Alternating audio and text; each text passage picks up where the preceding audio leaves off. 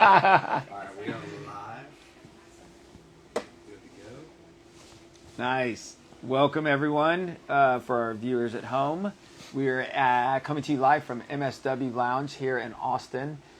It is a place for health and wellness. We tend to have a lot of fun here. I'm sitting alongside the co-founder, Baldo, my best friend, business partner.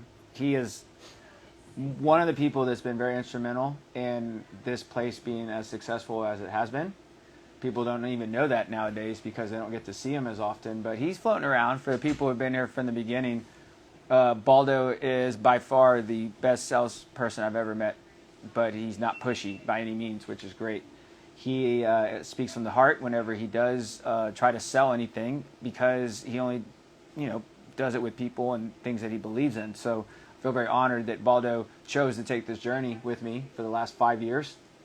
And over the course of 5 years here at MSW Lounge, we've grown, but Baldo and I have grown as well. And individually speaking, Baldo has been growing from a health standpoint. I can let him get into his journey, but I've seen it as his best friend. 6 years ago, you couldn't even bend over and touch your toes because your hamstrings were so tight, and he was running like Ironman and marathons like every other weekend. And I was like, I don't think that's healthy. If you can't even bend over and touch your toes, but you run 26 miles at a time, like what's going on? And then fast forward, I think another year later, he actually started selling supplements, right? You actually started selling supplements before I did. And he started looking at, what the ingredients were, and he's very intelligent. So I started explaining to him what the vitamins were and why they meant something. And he got really intrigued by it. And I think that helped him learn more. But the biggest change is when he found out about yoga. When Baldo learned about yoga, his whole life changed after that. He was never the same. And it's not a bad thing. It's just you've never been the same ever since you found out about yoga. How many days of yoga now in a row have you done? Well, I don't know, 6 years now. 6 years of yoga, 7, maybe something like that. So he's done yoga every day as a way to develop, I don't know, maybe diligence. Maybe you've already had that. You tend to... I've always been attracted to Discipline. And just yoga took it to a different level. Yeah. Then it's like, I mean, with discipline, it's always like I learned something new, or I can now do a different skill, whatever. But with yoga, it was like, oh, I can get into that pose now, and that's like an accumulation of, I mean, first of all, flexibility, right? Like, yep. And there's still poses that I can't get into, and that I'm working on them, and yep. It's like at least 10 minutes, like work right. on that one pose at least 10 minutes, and then by the end of the year, it's like, sweet, I got that. Now what's the next one? And so there's always the next one. Did you feel something different in yourself for the first time you did a yoga class? I mean, I was kind of chasing a girl to the yoga class, so yeah, I felt very different pretty quickly, and it was kind of like challenging. And well, the thing about it was that I always thought yoga was a religion, and then sort of thing, and so I didn't really care for it. So when I showed up, I thought I don't know what I was thinking, and I wasn't even dressed in workout clothes, but I did notice there was a lot of tough things that I couldn't do, just especially because it was a hot yoga class, and then people were doing things that I was like, man, like why can't I do that? Right. And someone there at that first class that it took was celebrating like a 30-day challenge or something like that, and I was like, well, yeah, I'm gonna do that, just because I want to be able to do whatever that guy's doing. Yeah. And then it just, within that 30-day challenge, someone else celebrated. I've done a year in a row.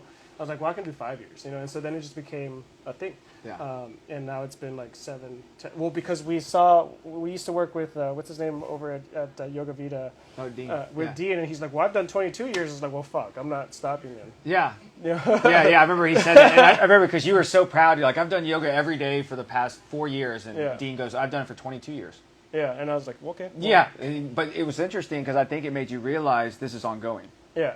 Right? It's not like, okay, 30 days is up, because a lot of people like to think, oh, a 30-day challenge, a 30-day diet change, 30 days to change my mindset, and then what? I go back to my old ways? And Yeah. I think what's interesting is you have a mix of integrity with everything you do, because there is no going back. I've never seen you revert back to an old habit that didn't serve you. Right? Like, it's not like, oh, now I'm not going to be flexible anymore. Oh, now I'm not going to stop. Now I'm going to stop taking vitamins now that I got healthier. You know, like I've never seen that with you, right? But one of the bigger changes when we started working together was the incorporation of labs into your life. Yeah. Right. Okay. Now you yourself have done tons of labs. You've been a guinea pig the whole time with like I have, and so you've done everything that I've done. And so you've had maybe, 10, 12 rounds of labs done over the course of, 6 years? Something like that? Yeah, I think we just did 10 this last time. Yeah. Okay. And what's interesting is everything that we discuss when it comes to lab readings and lab reports is very much evidence-based because we take two different aspects. I believe you're a clinician now because you have seen enough from the clinical side to interpret our own research and develop our own research. And I think you are a researcher in every sense of the word because you learn, and that's the biggest thing, is that you are a student by heart and you want to keep learning. And I think you've pushed me as a practitioner learning more about myself and the human body because you read something that I haven't read before, or you understand it a certain way that I don't understand it, and I said, well, maybe if we do it this way, or maybe we talk about this perspective, I see where you're coming from. And I'll never forget, before we get into the science aspect of everything, this is where we met in the middle. Remember we were developing medical yoga? Yeah. Okay, and we developed medical yoga, which was really cool. It's actually it was yoga based off chakras and meridians, which is a mix of Chinese medicine, acupuncture, and it was really fascinating because that was actually a lot of fun. It was a lot of fun because we sat down and we talked about why he would do neck stretches for the thyroid. I remember that was one of the things. He's like, well, if we're going to do a thyroid routine, we're talking about doing a thyroid yoga routine, and said, okay, what are some of the poses you would do in yoga? Right? And so Baldo's like, well, one of them that you would do is neck flexion. Yeah. Okay? And I was like, oh, that's interesting because the nerve from the neck where you're bending it forward, that nerve goes directly into the thyroid. Did you know that? Did yoga know that? And he's like, no, we didn't know that. I was like, well, chiropractic knows that. If you adjust C6, that nerve goes into the thyroid, thus making it healthier, right? Yep. And I said, that's really cool. We did the adrenal flow. Because we did B5 shots with that. We did B5. People were just like, yeah, and one of the cool things I remember was like acupuncture points that we would press while we were doing a yoga pose. Yeah, like you're doing like the hold. Yeah. And remember that? Yeah, points. I remember that. And we would put acupuncture points with it. It was really fast. You would have been proud, I think, actually. And because at the beginning of the classes, I remember this is like 3 years ago, right? This is 4 years ago. This is 4 years ago. So I remember we were thinking about like even at the beginning of the classes, I would start the class with like, look, these are the points that we're going to be referencing during the class, so that way they would know what they were during the class, because or else I wasn't going to be teaching the class and be like, do you guys do this part? Like we did that at the beginning, so that way everybody already knew. Yeah, and the other cool thing is you also had me give a talk. Yeah. For about 15 minutes on the adrenal glands beforehand. Like, this is why we're doing it. This is why the adrenal glands are important. We even had a whiteboard behind it, too, where I drew on. So it was really a cool incorporation, and we created that. Like, I think we created that from the ground up. So I think that was really cool. But when we started doing more labs, we started looking at, like, okay, this is how the body... course, actually. We should do. But we started looking at how the body functions, right? Because you found yoga, which meant you found meditation, and which meant you found breath work, right? Which meant you found peace. Yeah. Okay, which is incredible. So I see Baldo basically living with me every day. We're essentially a startup from the ground up. He stayed with me in the family the first years we started developing this. We shared a car. We went to work every day together, and so we learned a lot. And Sunday nights we had our meetings, and we pulled a car out of the garage, and we would sit down and talk about how we were going to make MSW the best place in the world, and how we were going to change and make healthcare like the emphasis for everyone's body. And that's why we would talk. That's literally how we talk to every Sunday night to each other. How can we make this the best thing for other people, how they can grow, what tools can we give them? This is how we would talk. So Baldo starts talking about labs, like really labs are everything. We really need to emphasize this more. So we started incorporating that more into what we did with vitamins, and it was a hit.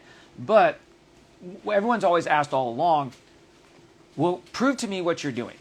And this is funny because years ago when we started this, and you didn't get this as much, but when we started an IV clinic, on the medical side, doctors would say, why would you do that? Why would you give a vitamin bag full of B12?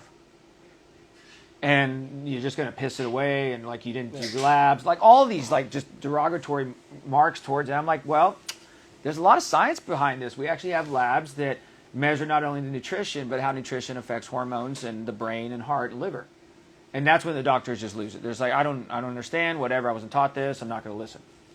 But it was cool. Baldo never thought about it that way. He's just like, how can we interpret this in a way where people would understand this? Let's bypass the doctor's mentality because we're not going to get referrals from them anyway. Let's go to the general public. So then he got on this mission almost for himself to say, well, if I'm going to speak this on behalf of me and Jonathan, then I have to understand what I'm talking about. So you should watch the way he would talk to people, especially his background. We talked about Cutco. He did a lot of events. So he has never been shy from anyone.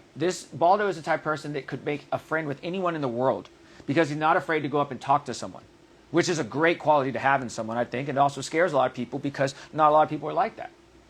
But when people would come up to him and ask him questions about B12 or glutathione or NAD, he would first say, we need to talk to Jonathan about this. He's the practitioner, blah, blah, blah. But they're like, well, I'm talking to you. You know, and then he'd have to go pull me aside. Hey, you got to talk to this person. I'm talking to someone else. I say, Baldo, you got to get this stuff down, man. Like, we got to make sure you can speak on our behalf. We're the same person, right? So he found this book to make his education even better. He found a book by Simland. One of our friends gave it to him a couple years ago. Yeah, that's it was Metabolic Autophagy. Keith gave it to me. Keith gave it to us. Right. Keith from PaleoFX, one of our good friends. And he gave this book to Baldo because he saw something in Baldo. He's like, this might help you fill in the missing links. Well, he read it, and he was like, I don't get it. And so you should probably have it. Which is incredible because we value Keith's opinion. He's so smart and he's incredible. He's been on other podcasts of ours. But for him to give it to Baldo speaks wonders, right? So Baldo and I would have these conversations about metabolism for years. And we've had with several people who really push the envelopes of how we believe the body functions. Metabolic autophagy essentially promotes the idea that the body functions better while fasting. Okay, and that brings us to today's topic. Yeah.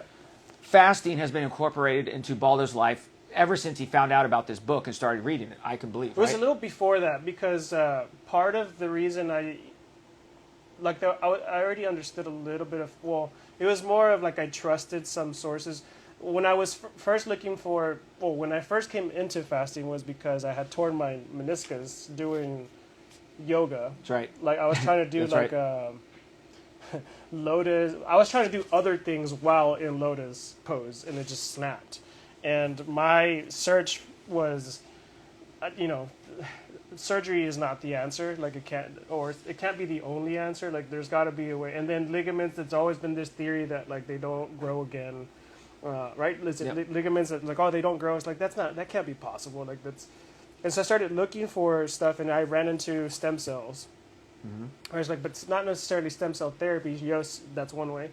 But then my search was like, well, how can the body create more stem cells on its own? Yep. And that pathway or that research pathway just kept going back to fasting and fasting and fasting and fasting and we have found that and all the most current research shows that that fasting in certain amounts of time suppressing insulin helps with stem cell regeneration. So in a sense, like your body can heal itself when you give it time to do so by not giving it other stressors like eating, because eating is a stressor, and just giving it time to do that thing to heal itself, basically. Yep. And so he comes to me and tells me all this. Says, I'm not going to have surgery on my knee. I think I'm going to fast. And I looked at him, and I didn't make judgment, but I was like, okay, that's an interesting idea. Tell me why. He says exactly this. And I say, okay, so if you mean to tell me by not eating, you're going to regenerate cartilage in your knee or your ligament? Yeah. And he's like, yeah. How are we going to prove this? That's my scientific research background. How are we going to prove this?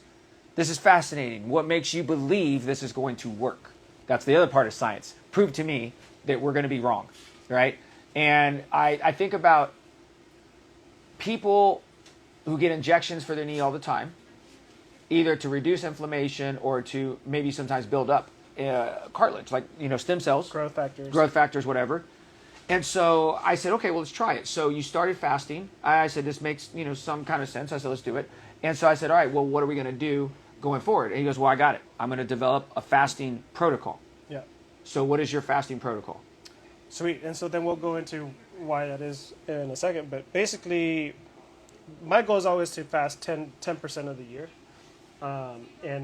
So that breaks down to, if you guys can look at the right side types of fasting, there's like intermittent fasting, time restricted. Extended fasting is the one that we're talking about with a lot of regeneration properties, and then even alternate day fasting. I tried that before just for weight loss, and I don't know why I read that. But I don't find alternate day fasting to be very, very beneficial. But I do between 16 to 20 hours of daily fasting. So I just limit myself to one meal so I can get some of the benefits that autophagy brings. And then I do once a month. I do 3 days.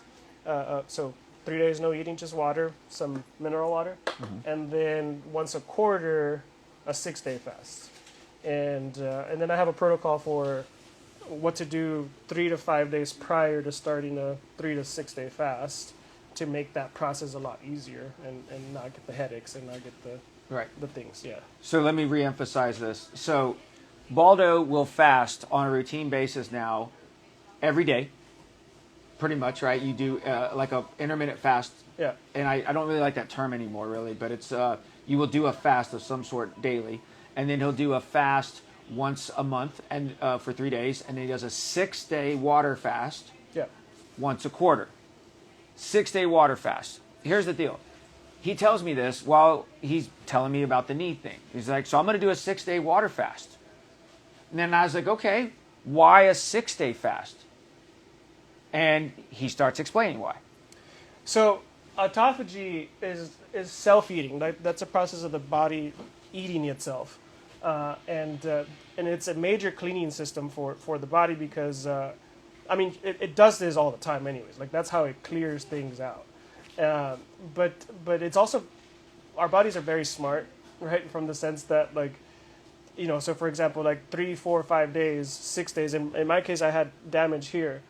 At some point, it's like it's looking for nutrients, so it's going to start away at eating tissue, but it does start with bad tissue first, right? So it does start with like some of your damaged tissue. It's almost like your body's saying like, well, we're not going to use this even if we were healthy because this part's not healthy. Let's eat that for nutrients. Mm-hmm. So in that process, there's a nice little window from what the research shows, right? That like, hey, we're eating the bad tissue, creating new stem cells, and it needs to be recuperated here again because that's what we just ate.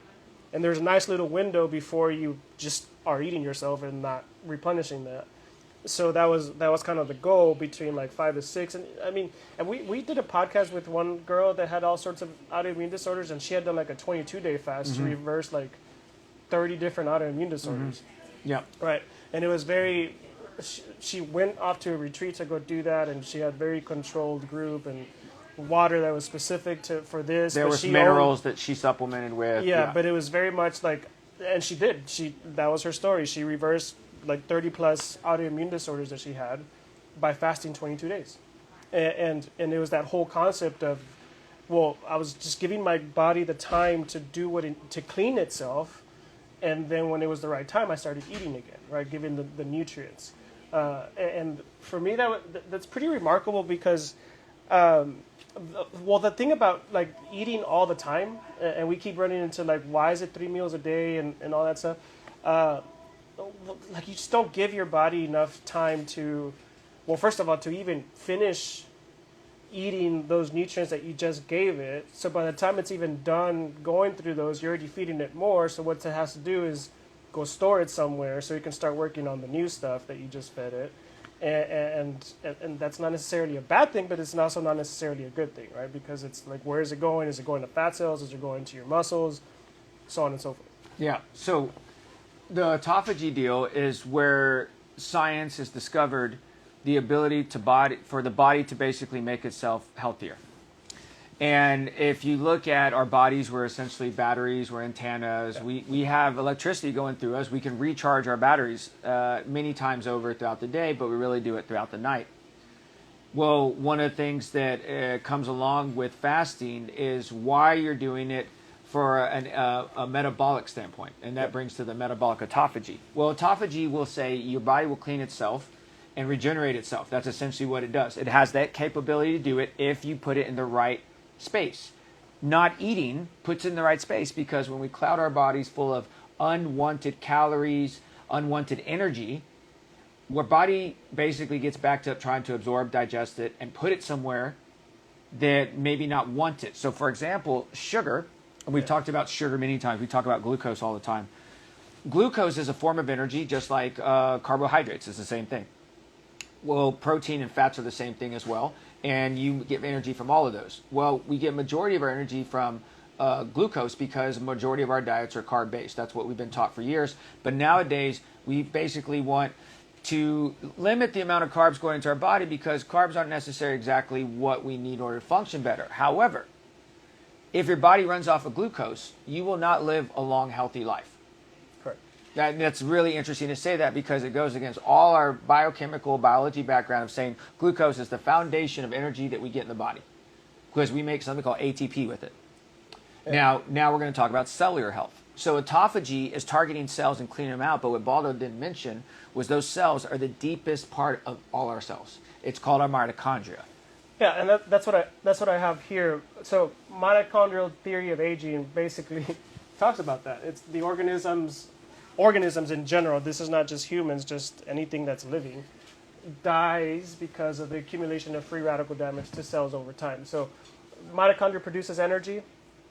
Right, anytime there's energy production, there's reactive oxygen species, right, which means that there's going to be oxidative stress. Anytime there's oxidative stress, then your mitochondria can be dysfunctioning. And that means that when it's replicating itself, it can replicate itself in a less than form, if that's a great term or not. But basically, if there's a lot of damage to the mitochondria, it dies off and it replenishes itself, which it does all the time. That you can technically be changing your DNA in a negative, correct, in a negative factor, right? And that's what aging is, right? And so the idea is that we do this, and we don't give ourselves time to really clean ourselves from all this, which is what autophagy is doing, right? If you give yourself time to, obviously you're producing energy, creating some reactive oxygen species and some oxidative stress, and then maybe you're fasting and you're creating autophagy, you start to clean this up, then your mitochondrial DNA can be intact in the way that it's supposed to be, because your body had time to clean itself out from anything else that's going to create dysfunction in the mitochondria, so that when it replicates itself and it's replicating it with its original DNA code, yep, instead of something that's already been mutated because of whatever damage happens. Now, this is such an honor to say this. Let me put this in layman's terms now that Baldo say it very scientifically. Mitochondria is the powerhouse of energy production. You have these cells in each one of your brain cells, your liver cells, your heart cells. Aging, call it stress, toxins, thoughts, whatever, will disintegrate your DNA and your mitochondria. Basically, it wears you down. Over time, that's what slows you down and basically causes you to age. So when Baldo's talking about fasting and promoting autophagy, what he's really talking about is longevity. If you think about polluting our cells and the most precious part of our cells, like mitochondria, polluting it with things that doesn't serve it, think about all the processed glucose, sugar, and carbs that we've eaten over the course of a lifetime. The mitochondria does not like glucose. It prefers fat for its form of energy. It's like a long release. It's a long release, okay, which is incredible. Glucose is very quick. That's why when you eat a high carb meal, you have a sugar crash very quickly, because your sugar increased and then it spiked and it comes back down. That doesn't happen with fat, because you're not eating sugar, you're eating fat. Fat is long-acting, breaking down, so what happens is your metabolism doesn't go up and down throughout the day like you would with glucose. And if you look at our old meals, breakfast was full of cereal and carbs. That's who invented breakfast, right? And then you have biscuits with that, pancakes, waffles, right? You need to continue replenishing your fuel source. Which is why General Mills and breakfast was created, because they said, yes, you woke up, you're fasting, break your fast. You need energy in order to continue throughout the day. Breakfast is your most important meal of the day because of this reason. Dr. Pepper used the same concept when they created Dr. Pepper by the 10, 2, and 4 method, right? You have a Dr. Pepper when you're having a sugar crash at 10 a.m., 2 p.m., and 4 p.m. Why? Because your sugar will fluctuate throughout the day. Dr. Pepper knew this already, but most people don't know this. Baldo and I had to discover this, when we're in our 30s. Yeah. And what's incredible about it is they say, okay, what do we need in order to function? We need energy. Okay, well, how do we get energy? Well, we have to eat it. But we also can get it from many different forms. We can get it from sunlight. Yep. All right? And here's the thing. Like sunlight, it can charge something and you can store it. So then what you're looking at is the body stores a bunch of energy. It stores energy in the liver, the fat cells, the brain, or the muscles. When there's too much sugar in those areas, the body does not like this, and it causes damage and inflammation known as oxidative stress. If this oxidative stress continues to run rampant in the body, and the body's not healthy from the liver to make antioxidants to decrease this inflammation, then essentially now you have an accelerated aging process that basically tears away at the mitochondria, and it's a feedback system that never stops. Yeah. Baldo basically found a way to stop it. So on the going back to the knee example, obviously it was torn, so there was a lot of dysfunctional mitochondria in that area, and if the goal of doing like a 6 or 8 day fast was to give my body enough time to just go eat all that bad mitochondria and then really tap into what the original coding was, so that way whenever it was replicating itself in this area, then it was like new mitochondria creating new tissue, and then thus reducing the aging process specifically in this area. But obviously if you're doing it, you could do it wholeheartedly for your whole body all the time. True. But it brought up a good point, and to follow up on it, Baldo says knee got better. I mean, it really did. Like he was telling me, he's like, it feels different, it feels stronger, I can tell the difference. And this is also coming from a guy who's done exosomes and stem cells in his knee. He takes care of his body, analyzes his body, he analyzes his sleep, analyzes his poop. Like this guy looks at everything in the body and understands that essentially you're going to need your cells function at all optimal levels in order for you to be a better person. Like, like whatever it is, you want to be able to do more. Baldo wants to live, what, to 150? Hopefully now 150. 120 is what I started at. 120, and now it's 150. This is basically since we started working together. When we first started working together, we thought vitamins and good diet and good sleep was going to get him to 120. Now, because he doesn't eat, he's going to live longer. That's incredible if you really think about it. It goes against every nutritional idea we've ever had, because if you come to me and say, I'm going to go on a paleo diet, I'm on a gluten-free diet, I'm going to go on a vegan diet, I'm going to say, okay, cool. How does it affect your body? Well, I don't know. It helped my friend lose some weight and it helped him give him energy. I'm like, okay, but what does it do to your body? Well, I don't know. Well, I can tell you what it does to your body and what it doesn't do for your body. The interesting thing is fasting has to be done correctly in order to benefit. If you don't do fasting correctly, there's no benefit. And for those who are still questioning fasting, just look at all the religious cultures throughout the years who have used fasting for 30, 40 days at a time. I mean, this is nothing new. They've used this for thousands of years.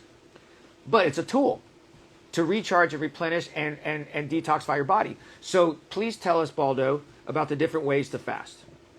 Well, intermittent fasting is probably the one that most people get to try out at first, because it's like, oh, I can just because a very common one is people will just I'll just stop eating after let's say 7 p.m. and then they just fast until 9 p.m. and that's great.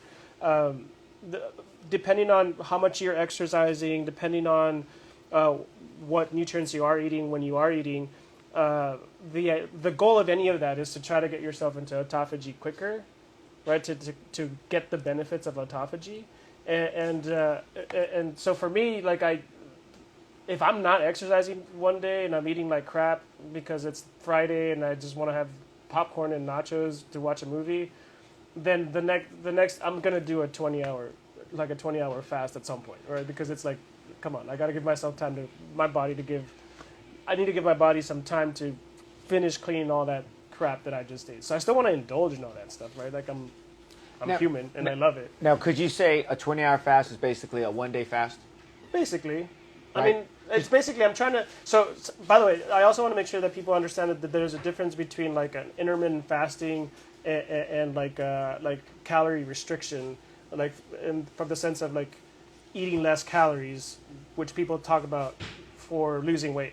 I'm not trying to eat less calories. I'm still eating the same amount of calories, just in a shorter period of time, so that way my body has more time when it's not eating, and giving my body more time to tap into autophagy. Right. So whenever... So I'm still eating like 2,500 calories or 3,000 calories, depending on my workouts and all that. Right. And whenever people think about diets, they've been taught to think about calories. Right. And the thing about it is calories are not important. I really don't think calories are important at all. Not really. Okay. And which goes against everything we thought of in diet. Because here's the truth. The only reason you know about the number 2,000 calories is because you were told by a government official or government agency, probably think of a couple off the top of your head, that told all the school teachers and doctors around the country, people need 2,000 calories a day. And I think it's completely false, because I really believe who told people you need 2,000 calories a day is General Mills, Kellogg's, all the companies that wanted you to buy their products. Yeah. And the same people that said eat 3 square meals a day. Yeah, I don't even know who made up the calorie number. Yeah. Could you explain the difference while you're on this between fasting and starving? Great question. I love that. So the question was, can you explain the difference between starving and fasting? Between starving and fasting. So, okay, so I'll give you just like a real world example that I do myself. So, for example, whenever I started doing my 6 to 8 day fast, there's telltale signs, right? And I guess I'll start explaining that with this. One of them being like your eyes can kind of get bloodshot once you get into like the starvation mode. Your tongue turns black when you start to get into the starvation mode as well too. And that's basically where you actually are eating more of like the good tissue. Like there's no more bad tissue. There's no more fat out there, and you start starving. Honestly, like all the research that I've noticed is that like you can go like 45 days before you get into starvation mode, unless like you're still working out the whole time and burning lots of fuel, and for some reason you still haven't eaten 22 days later or something like that. Like sure. That's, but other than that, it takes a while, but there are telltale signs. The first goal of fasting though is autophagy. The second goal of that is to have some metabolic flexibility, right? Yeah. And that's being able to feed off of sugars, carbs, yep. And also being able to feed off of like ketones, right? What's crazy is that I was reading that breast milk is mostly ketones. Yeah, that's cool. Yeah, and so your body is already used to that, but we pump it with so much sugar that we get used to eating sugar. The problem is that whenever you're only sugar based, not keto adapted or being able to be back and forth, is that when you are out of your carb resources or sugar resources for fuel, you do start to eat away at your muscles, and you have muscle damage, right? Yeah. Like people say, like, well, aren't you going to lose muscle? What's crazy about it is if you're keto adapted, you can actually gain muscle during a fast. And I do that. I mean, the thing about it is that I prefer to eat fasted. I mean, to work out fasted in the mornings now, because I changed my... Because then, as soon as I start fuel, it all goes back to the muscles, and I'll build muscle quicker. Yeah. And so it's just about timing it right. But that's the main goal with that, is like to have that flexibility where you can feed off of the sugars, and then just on an instant start feeding off of fats. Right. And you can turn proteins into sugars, right? Yeah. Like that's nucleogen. What is it? Nucleogenesis? No. Gluconeogenesis? Well, no, it's glycation is what it really is. It's glycation. Yeah. But what's not necessarily possible is to turn fats into sugars, because it turns into protein first. That's correct. Now, I want to also kind of follow back up on what Walter was asking about the starvation versus fasting. Do you poop when you're fasting? Probably not on the fourth day. Not on the fourth day? Yeah. Okay. Are you urinating? Yes, a lot. The entire time. What is the color of your urine? Pinkish, yellowish. Okay. So does it ever get brown? No, but I would look for that. Okay. Yeah. So that's that would be like liver damage. Right. And so that goes into more starvation mode, because what happens is there's a difference between starvation and there's a difference between fasting. Right? So if you look at fasting, I think that fasting is you're burning off good, clean resources fueled up like fat. If you have starvation, you've been running off of sugar, and now you've run out of any type of reserves. Yeah, and I think that the real question is like, what's the difference between like autophagy and starvation? Because starvation, you're out of autophagy at that point. You're just basically You're depleted, you're just completely depleted. Because fasting just means not eating, right? Like Yeah, it doesn't like mean technically I could be fasted for 2 hours and then I ate again. But what was I saying? But you're right. Like starvation is way more dangerous. You're malnutrient, right? You probably start getting spots all over your nails and your skin, and you're creating. I mean, you're basically eating yourself to the point where you're not replicating yourself anymore. Yeah, and I if you are fasted the correct way for 3 days, you're not really tired. No, you're focused. You're focused. This is the difference between running off the right type of gasoline. If you're running off of sugar going into a fast, there's no way you're going to complete a fast. You will crap out. You will bonk out. Your body will go in a confused mode, and you will not feel good. This is the hangry that most people get, right? This is why Snickers was, so big. If you're running off of fat going into a fast, there should be no problem. If you have been eating fat or keto, let's say, for example, if you've been eating keto for years, and let's say you just cut out the dairy, right? And you still do like avocado, fish, or whatever, a 3-day fast for you is a walk in the park. It can be, yes. Why? Well, the struggles, and I've tested this myself too. Like I've eaten just candy before starting to fast, or I've done like nothing but carbs, like potatoes and whatever, and just had difficult times with the fasting because that transition of like going from carb based to fat based like fuel, it's really hard. Like it's just you start getting sugar withdrawals. Yep. And it's like any other withdrawals. Like it's really hard. You start getting headaches. You start feeling like crap. But that's why, like for me, so it was really interesting because like, well, part of it, like on the 3-day fast and the 6-day fast that I do on a quarterly basis, it's about quarterly, but it's usually when I'm having that, whenever there's a new season, right? Because like right now, I have sniffles going on, and I know it's allergies, and I was planning to start fasting today, even though my allergy started 3 days ago. But I decided not to fast until today because I wanted to, talk about it. But I know that if I would have started the moment I started feeling the sniffles, they would have been gone already because my body, my gut bacteria, would have replenished itself with the newest bacteria that's in season, in a sense. And then they would have just been gone. And so I'm so excited to fucking do my fast right now because I just want to get rid of this.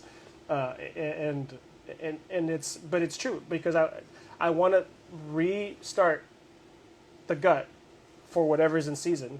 And do I only eat seasonally? No, that's not. I'm not opening up my laptop and find out like what's in season right now.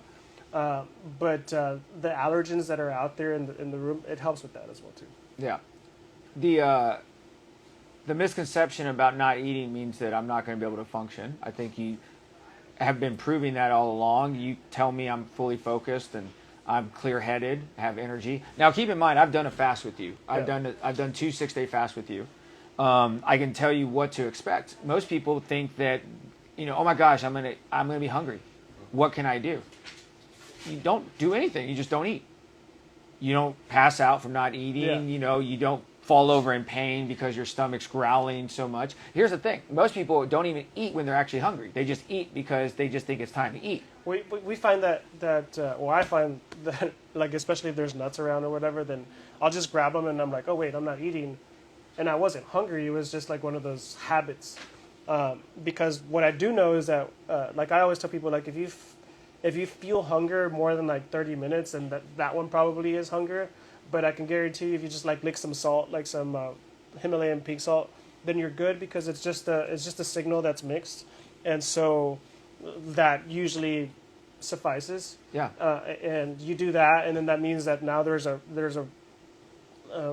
hormone signal that's now completed, and now your body's not confused. Like, oh, I'm not actually hungry. I needed some salt. Right. And I like this because this segues into this, why we're hungry. why do we get hungry? Okay, we actually get hungry because our body's telling us you need to eat something, you need more fuel. Okay, now we don't listen to that signal all the time because we miss that signal. When you're hungry, you know it. You're getting these growling pains, right? Yeah. Think about the last time you were truly hungry. Like, oh my God, I'm so hungry, I could eat whatever, right? Yeah. Now, there's a signal being produced from a couple places in your body. They're telling you you're hungry. It's literally a hormone, okay? And you have several hormones that tell your body that you're hungry. Now, just like that, you have a hormone that can tell your body that you're full. It's called leptin, okay? Now, ghrelin is opposite of leptin. Ghrelin tells you you're hungry. Grrr, hungry. Leptin tells your body that you're full. Leptin is very high in most people. I would say anyone that's overweight has high leptin. Anyone that has a swollen belly has leptin that's high. Someone that loves sugar has high leptin. I'm telling you right now. Yeah. And if you have high leptin and you eat, your body's saying you didn't need to eat. Yeah. But sugar also creates dopamine hits, and all that time we just want that dopamine hit. And that's the difference. It's not hungry. Now, that's the thing. Going into the science aspect, we discovered that leptin controls dopamine, and dopamine is made of sugar. So imagine this. Leptin is a signal that comes from your fat cells and goes to your brain and tells your body that you're full. It literally goes to the brain cell receptors where dopamine's at and just says, no. If you have high amounts of leptin, it shuts down dopamine. Because you are addicted to dopamine. You're not addicted to sugar. You're addicted to dopamine. Why? Because we did this experiment. We fasted for 6 days, and come dinner time, what does your body usually think? It's time to eat. 7 o'clock, 7 p.m., 8 p.m. rolls around. What are you traditionally doing at that hour? Eating. What do you do when you're fasting for 6 days between 7 p.m. and 8 p.m.? Sleeping. At one point throughout the day, yes, I did burn up a lot of reserved energy, which made me a little tired. Come around dinner time, Baldo and I would just sit there and be like, well, we can't watch TV because we're going to see tons of food. We'd walk around HEB just like, we're going to eat this shit. Oh, we're going to eat that. Oh, we're going to eat that. And just smell stuff. People would come in. All our podcasts were about food. And I'm just like, oh, my God, I cannot wait to eat. And it was incredible. I quickly realized how much we don't need to eat. Because when those hunger pains went away after 30 minutes, guess what? I didn't pass out. I was still seeing clients. Baldo's working the front desk. I was able to think clearly. Now, granted, there's one thing I did notice. I was actually tired after like day 5. Yeah. Right? And I was like basically now in a different metabolism than I was at day 2. Yeah, but you also start going into some reserves, and who knows where What those reserves they are. were. Like, what did you eat Was it McDonald's? 5 years ago that's Right. now being tapped into? And that's the difference. Because imagine, Yeah. this is not for everyone. Like doing a 6-day fast right away is hardcore. But imagine one day, everyone's You going can to be push fine. through it. You could probably push through it, but it's probably not. It's probably not ideal because So- of that reserve. Yeah. Imagine you don't tell a diabetic, hey, you're going to do a 6-day fast. They would not make it. They would hate you, first of all. But they would say, we're not going to do this. You'd start them off with load them up on fat beforehand. Yeah. And probably doing intermittent fasting, which, by the way, I don't know if you mentioned this, but intermittent fasting helps regulate insulin. Yeah. It used to be. I don't think it does as much. I mean, it depends what you're feeding when you're feeding. I think it also comes down to what that person's doing Yeah. and their stress in their life. Well, that's a big. So let me ask this good question. Fasting, can it raise your blood sugar? Yes, actually, when you're fasting, if you start to salivate, it spikes your insulin. Like just because, like, oh my God, you start thinking about food. That will raise your insulin quicker than actually eating sometimes. Incredible, right? Imagine if you Because say, it's starting to like, oh, I'm going to eat. It thinks you're going to eat, but you're not going to eat. So But you release it. But it starts to release that insulin to start doing. well, the thing is, if it releases it and there's no calories coming in, Yeah. then the body's like, okay, well, we brought insulin out to play. And now it's just it's not doing anything. going haywire. So give some sugar to it. So then it releases it from the sugar, from the fat. Along with cortisol. Along with cortisol. Yeah. And so imagine this. I'm gonna pick on CJ again because he's sitting there. So CJ wore a glucose reader, maybe 2 months ago. He's driving over across town to come to Lunch and Learn because he's filming. He doesn't eat anything this entire time driving over here. And what's incredible is his blood sugar went up on the drive over across town. He was fasted and his blood sugar went 30 points higher or something like that. He shows up at Lunch and Learn. He's like, dude, my sugar's higher than this morning. what's going on? I said, stress causes the blood sugar to increase. So then if you think about intermittent fasting, people say, well, I'm doing this to control my insulin because if I don't put calories in my body, I can feed off my own reserves. Here's the thing. If you're doing intermittent fasting and you're working throughout the day, you're still spiking your sugar, right? Correct. Well, sure, unless you have other practices to mitigate that. Which would be what? Well, I mean, meditation or just breathing exercises. But the thing, so because when it comes to women, for example, like people always like intermittent fasting is not good for women or not. It really comes down to the being flexible with your metabolic like flexibility, because you should be able. Now, it's really difficult to find it because the actual thing would be for women, for example, would be like, oh, you should like eat more carbs on like day 3 to 7 of your cycle. But like that's not accurate, by the way. I'm just throwing out numbers. But that would be the answer to something like that. You just have to figure out what would be best for someone, for a female. But because there's a lot of hormone imbalances, and it's going to do that, fasting can. And like we were talking about the different types of fasting, like intermittent fasting, we're talking about daily, right? When we're talking about 3, 4, 5 days of fasting, you're strictly working on the autophagy pathways, which starts helping you create more NAD and sirtuins, which is what this What we're talking about. Yeah. So it's funny. I think I haven't read his new book. Simland has another book that's sitting on here. I haven't read this yet because it looks like a Bible. It's like it's really thick. Yeah, Simland is Stronger by Stress, and stress adaptation is what this book is all about, and how stress can actually help you live longer in certain amounts. So this is what I'm going to throw out there and guess what he's probably talking about. So go back to the mitochondria. So if you're trying to produce energy, the mitochondria, which makes energy, does not like glucose. It prefers fat. Okay?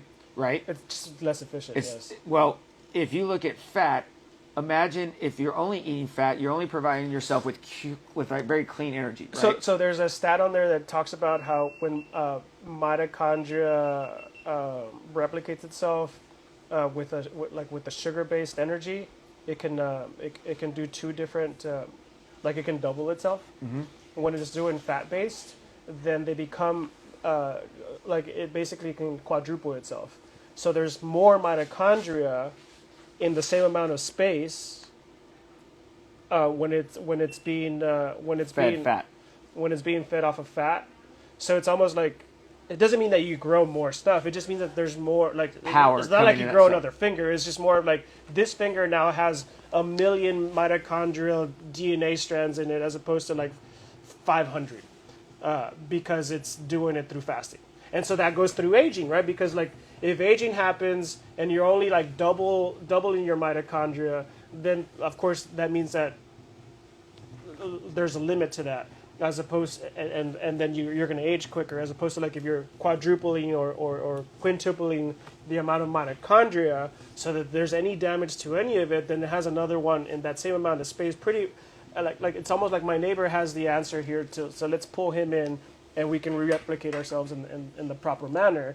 But if there's only one extra one and they're both deficient or they're both dysfunctional, then it just kills itself off and you start to age. So let me back this up real quick. So let's look at our typical brain cell. All right, let's just look at aging. This is exactly what happens. All right, I just drew this up there if you want some markers. So you have a brain cell and you have a mitochondria inside it. Each cell will have a mitochondria in it. Brain cells might have 10,000 mitochondria in each cell for all I know, right? Yep. Well, it makes energy, all right? So I drew this little diagram here where it's basically sugar goes into mitochondria, it produces a little bit of ATP. Yeah. Fat goes into mitochondria, produces a lot of ATP, right? It is possible that when you start getting fat as your source of energy, you can unlock it from the reserves that you have stored up in your fat cells in your liver and even your brain when you are prolonged fasting. Day 3, you are no longer running off of sugar. You are now running off of fat. Now, this is why I can prove this. When you shift your metabolic needs from running off of glucose to running off of fat, you function better. Your brain's made of fat. Your liver's, likes fat, takes sugar, but it likes fat too. But your hormones are made from fat, right? So it's like it's cholesterol. Right? It's cholesterol based. So you need good, healthy fat regardless. Now, the problem is, think about this. Years ago, they said too much cholesterol is bad for you. Yes. If you do a 3 or 5 day fast, you will have increased cholesterol. But it's really just oxidized cholesterol, right? That's the problem. Well, not necessarily. It depends on what the person had reserved for all those years, right? Because here's the deal. If cholesterol goes up after 5 days of fasting, we know it's because you're releasing it from reserves. Sure. Okay? Those reserves might be Burger King burgers, Long John Silver's fish from 20 years ago, right? But if you're a healthy individual, it's like sardines or salmon fat, right? Which is very clean going into the mitochondria. If you start releasing things that are reserved through a fast, you need to detox even more, right? Because now you're releasing toxins, not only from your cells, but from the production of energy now from that released fat or sugar, right? So there's a bit of a detox that comes with fasting, okay? And there's also an end to it, right? So we've gone through like 3 to 5 days. Now you're, first couple of days you're on glucose. Now you're running off of fat. So day 3, 5, you're running off of fat. You have clean energy. You might be a little tired from all this going on, okay? But you understand, just like anything else, is going to come to an end. Day 5 or 6, what's your preparation like going into finishing the fast? I usually, like, what am I going to eat? Is that what are you going to eat? What are you going to do to break your fast? Usually day 6, I'm like, I stopped doing any of my workouts at that point. With workouts, you just want to, because people ask me all the time, like, do you have to? I don't really change anything, other than like I'll take my day off of working out on day 5 and 6. But the main thing that you don't want is to have like burst of energy. Like, you don't want to do sprints. Like, you can run forever, you can do weights forever, but it's more of like that changing of momentum that can like just cause you like to get dizzy, because of like your sugar is low, right? Like, but other than that, I'm sleeping a little bit more because I also want to detox the brain, and then I don't always follow this, but like I want to refeed with like bone broth and something mild. But the first time he did a fast with me, 6 days, he ate like 10 barbacoa tacos With potatoes. And it was just like, I was so swollen, like his wife Merrick's like, I was like, Merrick, he's not supposed to be eating. And I was just eating it, and like my stomach was right here, it was so uncomfortable. I really couldn't breathe, and I knew it eating it. They were just, their eyes like, you're gonna regret that so much, because I couldn't digest it. I'm breaking a fast with carbs, which is the worst thing to do in the world, but that's all I wanted. It was incredible. You know how I know sugar and dopamine are the same thing? It's because when we were walking through the aisles of HEB, I was craving stuff that I've never eaten before, stuff I hadn't eaten since college, like potato wedges with like the sour cream in it and the cheese and the chives. I'm just like, why? Gummy worms. I was like, I don't want any of this. And I was like, I'm not going to eat this stuff. And so they're like, we'll break it with Mexican food or something. I was like, well, I'll cook some tacos. And I threw the potatoes in there. Worst move ever. And I blew up. And it was probably miserable for about 3-4 hours. I couldn't poop for about a day. Like, it was bad. Baldo's laughing because I'm a rookie doing this, but he's like, you know better next time. And when you break a fast, it's like now you can reap the benefits of everything. It's not like, oh, let's just undo everything that we just went through, because you're making a lot of sacrifices for the greater good. Well, you just your body becomes very efficient. Is the deal there, right? Because it's like I wrote some notes on here that where are we? That like fusion and fission of mitochondria, right? Like whenever, because fasting, I mean, it's a stressor, right? But at the same time, the way that the body can conserve energy is that it'll fuse some of those mitochondria together, so that way it's less work, because it's less things to do at the same time. And so it's really neat to see that, because whenever because it's trying to save energy, then it becomes more efficient. They're closer together, and they can communicate a little bit faster, and they can replicate a little bit faster, and they can heal a little bit faster, because it's not like the other guy's all the way over there. He's like right next to me, because we're coming together. It's almost like it's cold. Let's get together and talk together. And so, but then once you're done with the fasting, it's not like all of a sudden they just spread apart. They're still together, so you can just become more efficient. So if anything, I would say, like, yeah, continue with the fat, because like you can eat, well, not necessarily that you can eat less or that you should eat less, but you just need less to operate at the same level with less food or with less energy. So what would be the benefits after a fast is done? What would someone expect to see? Like, honestly, what would they, after they get done with the fast, someone's like, you were crazy, that was stupid, why did you do that? People always talk about like how much weight did you lose.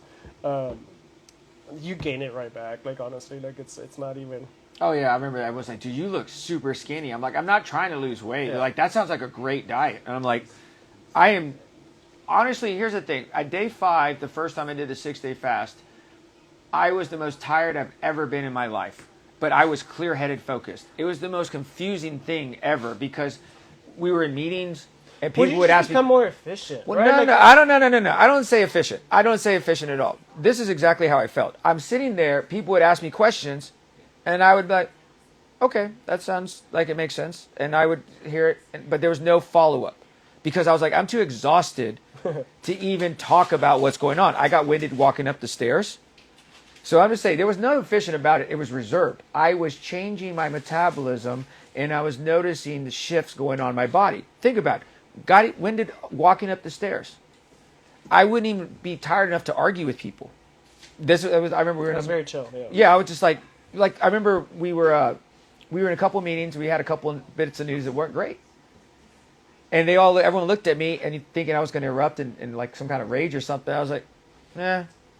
I was so tired I couldn't even get mad, right? So I was thinking like, okay, people are looking at me and say, why would you do this to yourself? Okay, here's why. We did labs, okay, with me 6 days right after that fast.